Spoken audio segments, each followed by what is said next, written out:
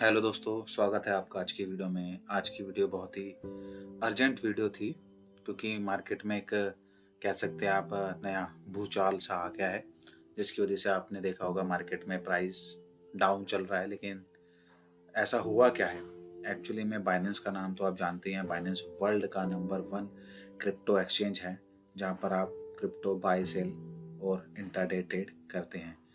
तो उनके जो सीईओ हैं, सीजी चैंगपेंग जाओ, एक्चुअली में उनको प्लेड्स गिल्टी, मतलब वो फाउंड हुए हैं किस रीजन के ऊपर?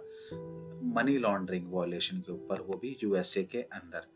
तो बाइनेंस के जो सीईओ हैं, सीजी, इन्होंने रिजाइन कर दिया है। और ये बहुत बड़ी बात है क्योंकि पहले भी आपने सुना होगा कि ये बातें चलती आ रही थी मार्केट के अंदर, क्या कि जब एफटीएक्स का नाम आया था कि एफटीएक्स ने जो यूजर्स का पैसा उनके एक्सचेंज पर है, उसको वो डोनेशन के लिए यूज करते थे यूएसए के अंदर, पार्टी को, पॉलिटिकल पार्टी को, और अपने लिए घर खरीद रहे थे, कार खरीद रहे थे, एडवर्टाइजमेंट पे पैसा लगा रहे थे, जिसमें कि वो पैसा उनका खुद का नहीं था। जो यूजर्स थे उनके एक्सचेंज के ऊपर, वो उनके पैसे को यूटिलाइज कर रहे थे। क्योंकि लोग क्या करते हैं, अपना क्रिप्टो बाय करते हैं। जैसे फॉर एग्जांपल आपने बिटकॉइन बाय किया और एक्सचेंज पर होल्ड कर रखा अपने वॉलेट के अंदर, वहां रखा हुआ है। तो लेकिन वो आपको वहां शो तो कर रहा है कि आपके पास फॉर एग्जांपल से 1 बिटकॉइन है, लेकिन बस वो शो कर रहा है। बैकएंड में जो एक्सचेंज है वो आपके उस पैसे को वहां पर यूटिलाइज कर रहा है पीछे से। तो ऐसा काम हुआ था जब एफटीएक्स के का कांड हुआ था, एक्सचेंज वो बंद हुआ था। तो उस टाइम पर भी ये बात थी कि उस टाइम पर नाम जोड़ा गया था कि एफटीएक्स को बर्बाद करने के पीछे मतलब सीजी का हाथ है, इनका हाथ है, बाइनेंस के सीईओ का। लेकिन ये बताया जाता है कि वो अपनी गलती के, इन्होंने जब उस टाइम पर भी घोषणा हुई थी इस चीज़ की, तो उन्होंने बताया था कि उनकी गलतियां हैं जो उन्होंने करी है। यूजर्स के फंड को ऐसे यूटिलाइज नहीं करना चाहिए, मनी लॉन्ड्रिंग के लिए नहीं यूज करना चाहिए। तो इन पे भी बहुत उंगली उठी थी उस दौरान पे।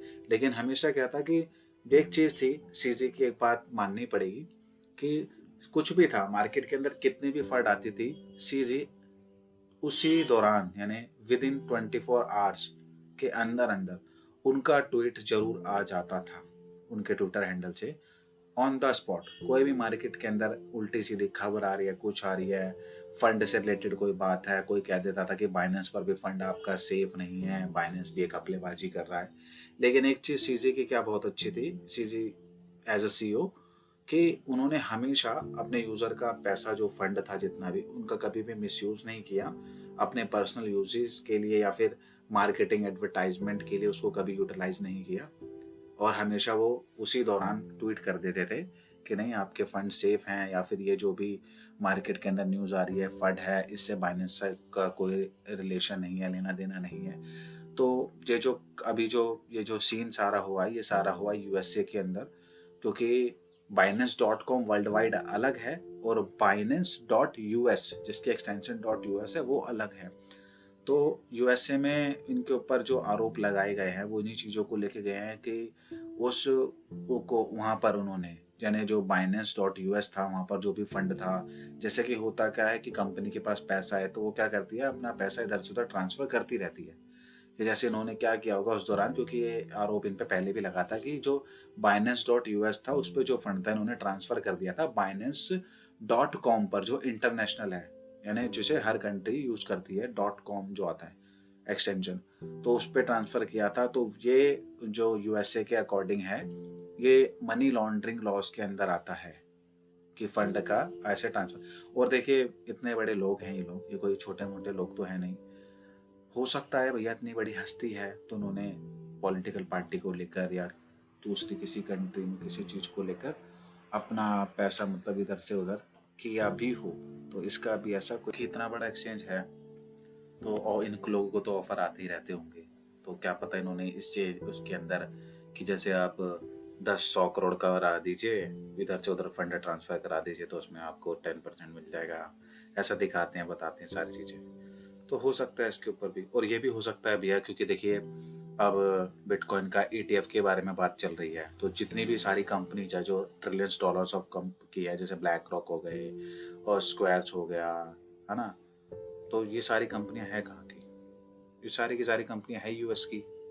तो यूएस अपने आगे भैया किसी और मतलब एक्सचेंज को कैसे रहने देगा?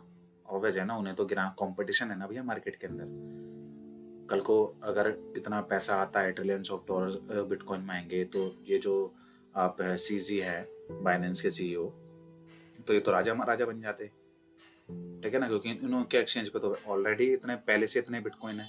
और जो ब्लैक रॉक कंपनी है और अदर जो दूसरे ईटीएफ जिन्होंने अप्रूवल डाले हुए हैं बिटकॉइन के लिए, उन लोगों के पास तो अभी कुछ है ही नहीं।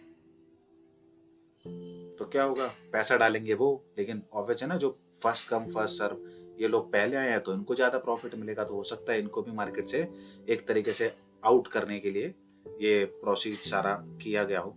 लेकिन इसमें सबसे बड़ी बात ये भी है कि कहीं ना कहीं बाइनेंस के जो सीईओ हैं, सीजी, इन्होंने भी इस चीज को माना है, वो उन्होंने खुद ही इस चीज को माना है कि वो गिल्टी हैं, और उनसे चाहे बाय मिस्टेक हुई हो, चाहे उन्होंने जानबूझ के करी हो, ये गलती हुई है। क्योंकि वहाँ पर भी अनसिक्योर्ड है, क्योंकि अभी किसी भी कंट्री के अंदर प्रॉपर गवर्नमेंट रूल तो लेके आई नहीं है क्रिप्टो के लिए, बस टैक्सेस लग रहे हैं हर कंट्री के अंदर, लेकिन रूल रेगुलेशन अभी प्रॉपर आई नहीं है।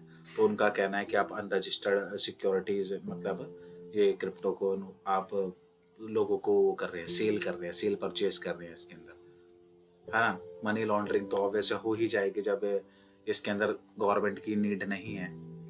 कोई भी पैसा, जैसे मुझे किसी को भेजना, कोई मेरा कजन है या ब्रदर है या कोई दुबई में रह रहा है, मैं यहाँ से वहाँ पैसा भेज रहा हूँ, तो इसके अंदर अब गवर्नमेंट का कोई रोल नहीं है ना बीच के अंदर। हाँ, अगर गवर्नमेंट के थ्रू जा रही है, फॉर एग्जाम्पल बैंक होता, बैंक के थ्रू जा रहे तो मनी लॉन्ड्रिंग में वो पार्ट नहीं आता। बस ये रहता है कि आपका ब्रदर था, आपने पैसा भेज दिया, आपका पैसा आ रहा है कहीं से, तो बैंक ये पूछता है कि जी आपका पैसा कहाँ से, आप बोल दो, बताते हो कि जी ये पैसा मेरे ब्रदर ने भेजा है या फिर कोई मेरे फ्रेंड फेलो ने भेजा है, आपको इस चीज़ का पैसा आपका आया है। तो इसमें गवर्नमेंट इन्वॉल्व हो जाती है, इसमें गवर्नमेंट इन्वॉल्व नहीं है। तो ऐसा कह रहे हैं कि मनी लॉन्ड्रिंग, और ये भी हो सकता है क्योंकि बहुत से यूजर ऐसे भी तो होते हैं ना, जैसे क्या है कि कोई टेररिस्ट है, उसने अपना अकाउंट बना लिया बाइनेंस के ऊपर और उसने पैसा ट्रांसफर कर दिया, ठीक है, लेकिन वो अंडर में किसके आ रहा है, वो तो भैया बाइनेंस के अंडर में है ना, और सीजी उसके सीईओ है, तो जवाबदारी किसको देनी पड़ेगी, इन्हीं को देनी पड़ेगी कि भैया आपके एक्सचेंज के ऊपर ऐसी ऐसी हरकत हो रही है, तो भैया मालिक ही जाता है।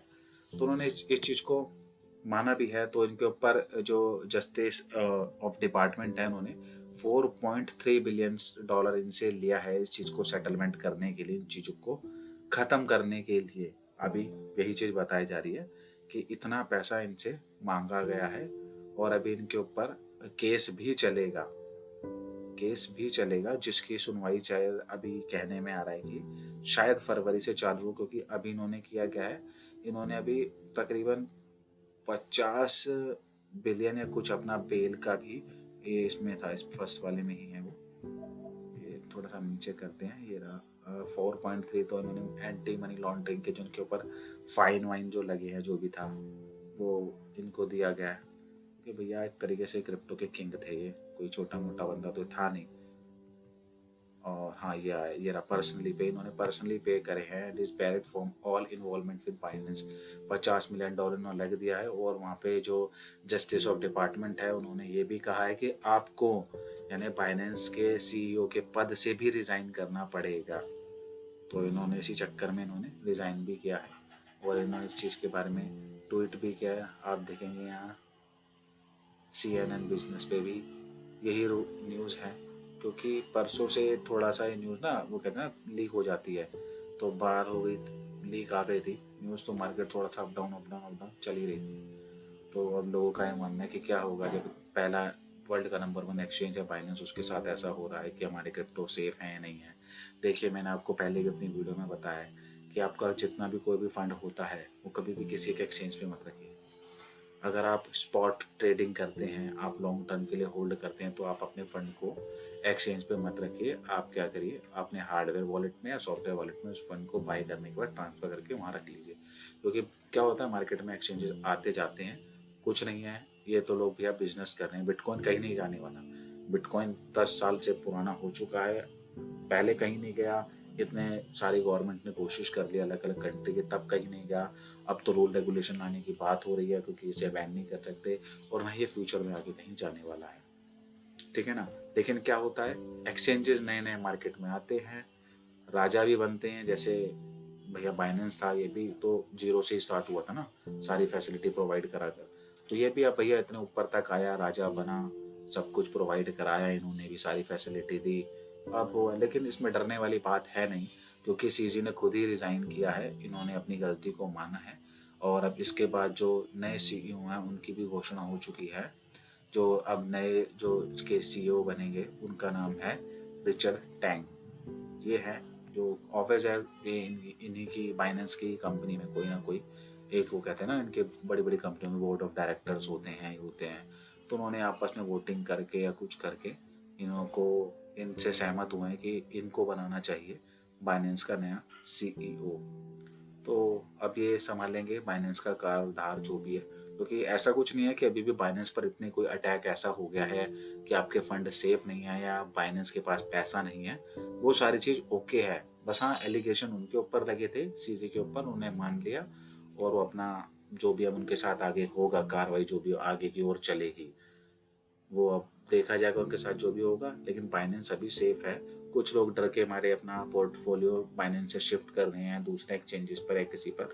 देखिए एक्सचेंजेस में तो कभी भी कुछ भी हो सकता है, इसलिए मैं आपको हमेशा कहता हूँ कि अगर आपको लॉन्ग टर्म के लिए होल्ड करना है तो अपना सॉफ्टवेयर वॉलेट को यूज़ करिए, हार्डवेयर वॉलेट पे कीजिए यूज़। या फिर अगर आपका इतना ज़्यादा फंड नहीं है तो आप मल्टीपल एक्सचेंजेस को यूज़ कीजिए, 2-3 एक्सचेंज कीजिए, 2-3 एक्सचेंज पर अपना बनाइए। फॉर एग्जांपल आपके पास $10,000 है तो $3,000 एक एक्सचेंज पर रख लिए, $3,000 एक एक्सचेंज पर रख लिए, और 4,000 जो बचा आपने थर्ड एक्सचेंज के ऊपर रख लिया। जिससे क्या होगा, अगर बाई चांस भगवान ना करे कभी भी कोई एक एक्सचेंज के ऊपर भी ऐसा कुछ कार्रवाई होती है, बंद हो जाता है, जैसे कि FTX बंद हो गया था, तो आपका सेफ एटलीस्ट कुछ अमाउंट आपका बचा रहा है। क्योंकि एक के ऊपर ही हो, जैसे FTX के साथ केस हुआ था, तो FTX में तो ये लगा लीजिए आपके जितने भी लोगों का पैसा उस एक्सचेंज पर था वो तो सारा डूब ही गया। जिसमें कि अब यह है कि FTX दोबारा स्टार्ट हो रहा है। हो सकता है जैसे कि पहले नाम जुड़ा था कि बाइनेंस ने FTX को साफ करवाया था, तो अब FTX इसको साफ करवा रहा हो, FTX एक्सचेंज। क्योंकि FTX एक्सचेंज जो है वो US कंट्री का है, अमेरिका कंपनी का है वो एक्सचेंज है भैया। उसने पहले भी फंड किया है वहाँ की पॉलिटिकल पार्टियों को, तो हो सकता है वो ये करवा रहे हो। ब्लैक रॉक कंपनी के सीईओ हैं, बड़े बड़े एसेट मैनेजमेंट कंपनियां हैं, वो उनका पत्ता साफ करा रही हो, या फिर इन्होंने भी मान ही लिया है। तो जो भी ये था घपला सारा कुछ यही था। तो इसी चीज़ का मार्केट में इम्पैक्ट पड़ा, जो भी पड़ा, मार्केट नीचे गई। लेकिन एक अच्छी न्यूज़ क्या है, अच्छी बात यह है कि ज़्यादा इम्पैक्ट नहीं पड़ा। क्योंकि अगर मैं आपको बिटकॉइन के चार्ट के ऊपर लेके चलता हूँ, तो अगर आप देखेंगे, थोड़ा सा इसे हम बड़ा कर लेते हैं, यहाँ देखेंगे कल की कैंडल है, क्योंकि 4 आवर्स की कैंडल है। तो ये वाली कैंडल आप जो देखेंगे, ये थी हमारी 5:30, सॉरी, हाँ ये 5:30 बजे की कैंडल है कल की। तो यानी कल से मार्केट थोड़ा सा डाउन तो आ रही थी, लेकिन यहाँ आप देखेंगे ना शाम तक थोड़ा सा ऐसा मार्केट में ना, वो कहते हैं ना रिपोर्टर्स को लीक्स खबर मिल जाती है, बड़ी बड़ी वेल से इनको पता लगने लग जाता है कि पीछे मार्केट में क्या चल रहा है। तो ये वाली कैंडल देखिए आप कहाँ तक डंप आया था, लेकिन सबको ऐसा लगा कि शायद ये फंड है मार्केट के अंदर, ताकि मार्केट नीचे जाए, लोग लिक्विडेट हो और फिर सस्ते में जाकर बिटकॉइन दोबारा खरीदे जा सके। तो फिर मार्केट थोड़ी सी ऊपर आई, एक ये इनगल्फिंग कैंडल बनी देखेंगे यहाँ पे।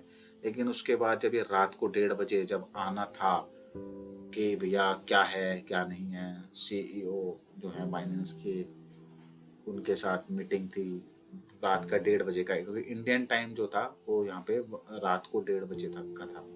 यानी रात को क्या बोलेंगे, हमारे यहाँ तो मॉर्निंग हो जाती है 1:30 पे AM, तब का था वो। तब जब भी उन्होंने बताया कि हाँ सारी चीज़ें हैं, और शायद उनकी बात हो गई होगी सीजी से पहले, तो सब कुछ होगा उस टाइम पे बम्प हुआ। लेकिन एक सबसे अच्छी बात हुई उसके बाद ये रिकवर भी हुआ है। यानी कहने को बड़ी न्यूज़ भी है, बहुत बड़ी बात है, इतनी बड़ी शख्सियत मार्केट से में उसके साथ इतना बड़ा सब कुछ हो रहा है, लेकिन मार्केट दोबारा रिकवर भी कर गया है। क्योंकि अब मार्केट ना नियर बाय हाल्विंग के बहुत पास है। अब ऐसे झटके मार्केट को वैसे तो नहीं लगने चाहिए, वो लगेंगे तो अभी तो देखा गया वैसे रिकवर होगी, क्योंकि मार्केट तो कहीं जानी है नहीं, ठीक है ना। तो अभी देखते हैं इसका आगे और आने वाले कुछ दिनों में क्या इम्पैक्ट पड़ता है या नहीं पड़ता है, या यहाँ से ही दोबारा भी मार्केट रिकवर कर जाएगी। क्योंकि कल जो होना था लिक्विडेट जो लोग होने थे वो हो चुके, जो न्यूज़ आनी थी वो आ चुकी है। और एक बारी मैं आपको कॉइन मार्केट कैप के ऊपर ले जाकर भी दिखा देता हूँ कि आप यहाँ देखेंगे बिटकॉइन देखेंगे 36,537 508 पे आ चुका है। तो 24 घंटे में खाली 2% ही बचा है। और बाकी देखेंगे आप ये भी 0.11 इथेरियम भी दोबारा $2,000 की तरफ रुख कर चुका है। और BNB तो गिरेगा ही भैया, क्योंकि BNB बाइनेंस का खुद का टोकन है। आप और बाकी नीचे देखेंगे अपने टोकन्स की तरफ, तो सारे टोकन वापिस रिकवर कर रहे हैं। तो मुझे लगता है वैसे डरने वाली कोई बात है नहीं। और बाकी देखिए आने वाले टाइम में क्या होता है क्या नहीं होता। आपका फंड है तो उसे सेफ रखिए हार्डवेयर सॉफ्टवेयर वॉलेट में, ठीक है ना। मल्टीपल एक्सचेंज पे उसको डाइवर्ट करके रखिए अपने पोर्टफोलियो को। और ये थी आज की वीडियो। आशा करता हूँ आपको वीडियो समझ में आई होगी, पसंद आई होगी। इसे लाइक करें, सब्सक्राइब करें, ज़्यादा से ज़्यादा शेयर करें अपने फ्रेंड एंड फैमिली के साथ। और नोटिफिकेशन बेल पे जरूर क्लिक करके रखें ताकि आपको आने वाली वीडियो पे टाइम टू टाइम आपको नोटिफाई हो पाए वीडियो के लिए। आपका दिन शुभ रहे। धन्यवाद।